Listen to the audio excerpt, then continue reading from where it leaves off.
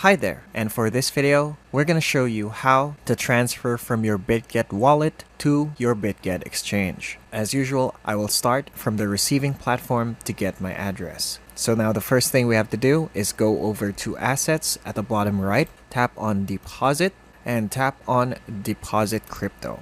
Let's say we're transferring USDT. So let's tap on Deposit USDT, choose a network, and for this video, I will be using Sol or Solana. So let's copy the address, head over to our Bitget wallet, and let's go over to our wallet, tap on Send, and from here, let's go to the USDT using the Solana network. Paste the receiving address, and from here, you can enter the amount, fill out the memo, and once you hit confirm, the assets you're sending from your Bitget wallet should be in your Bitget Exchange after around 3 minutes. Again, I hope this video was helpful. If it was, maybe leave a like, subscribe, and ring the notification bell so you don't miss any of our new tips. Thank you for watching, and see you again next time.